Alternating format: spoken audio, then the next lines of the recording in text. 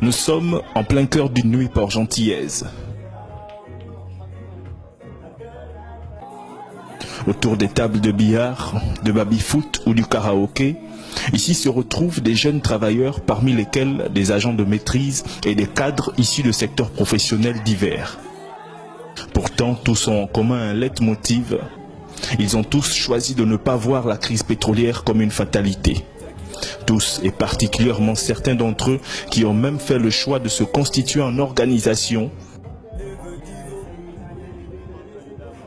dans la mêlée, mais facilement identifiable par leur chemise immaculée, si ce n'est par un logo, celui du RNDG.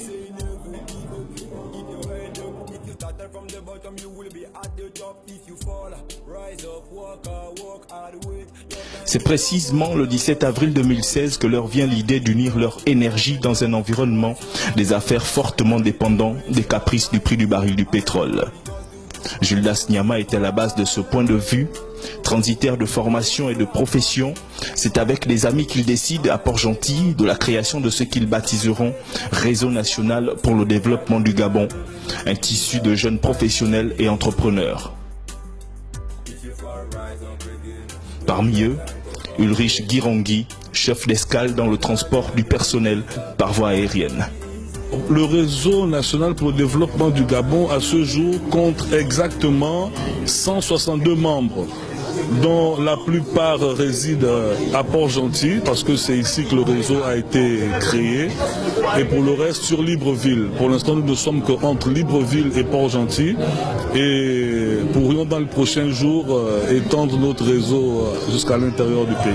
Alors, notre point focal, à nous, le réseau, est de faire la promotion des PME.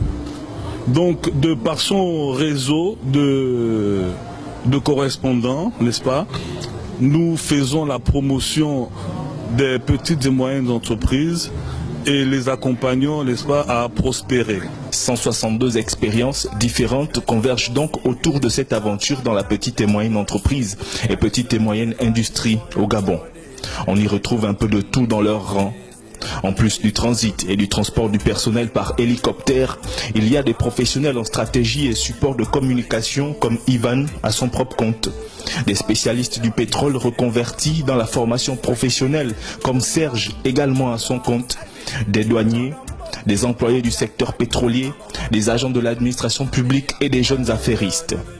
Parmi les objectifs que se sont fixés ces derniers, il y a la reprise du secteur divertissement par des entrepreneurs gabonais.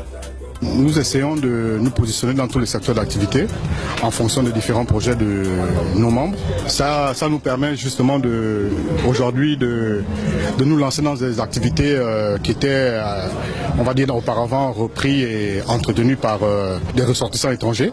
Et aujourd'hui, on veut consommer Gabon d'abord. Donc nous œuvrons dans cette optique pour ramener ce type d'activité, toutes les activités d'ailleurs, aux mains des nationaux. Donc pour ça, nous essayons de susciter cet esprit d'entrepreneuriat chez nos membres. Mokhtar Koumba fait partie de ceux qui ont des dossiers prioritaires. Membre du RNDG depuis sa création, il a été accompagné dans le projet d'ouverture d'un complexe mêlant salle de jeu, snack bar et pizzeria. Un investissement non négligeable et qui, bien que risqué, n'effraie pas ces jeunes Port-Gentillais. Non, ça ne nous fait pas peur. Il faut savoir qu'au niveau de Port-Gentil, on a constaté qu'il y avait un manque de lieux de loisirs et de divertissement. Donc dès qu'un de nos membres a décidé, du moins nous a présenté le projet d'ouvrir une structure où les Port-Gentillais pouvaient se retrouver tous ensemble. Donc après le boulot, des after-rock, venir prendre un verre, jouer au billard, manger des pizzas et autres. Donc nous, on l'a encouragé dans ce sens et on a bien voulu l'accompagner. Donc on n'a pas peur. Le secteur a été libéré parce que la crise a fait en sorte que plusieurs secteurs puissent fermer. Du moins plusieurs structures de divertissement puissent fermer. Et nous on a pris le pari, du moins on a fait le pari de reprendre l'une d'entre elles. De l'avis des experts, il est recommandé d'investir en période de crise et la perspective d'une reprise de l'activité avec des pics promoteurs ne peut que les y encourager. On peut aisément affirmer ici que les difficultés du secteur pétrolier ont quelque peu créé des opportunités pour certains. évidemment, pour nous, c'est une opportunité. Après, il faut dire qu'on l'a pas encouragé à investir comme ça. On a d'abord eu à mener aussi des études de marché, des études de terrain. On a eu à faire un certain nombre de sondages et les gens ont estimé que déjà le site, il est en ville. Donc les gens ont répondu favorablement par rapport aux enquêtes de terrain qu'on a eu à mener, par rapport donc à tout ce retour-là. On a encouragé notre membre à investir et à se lancer dans ça.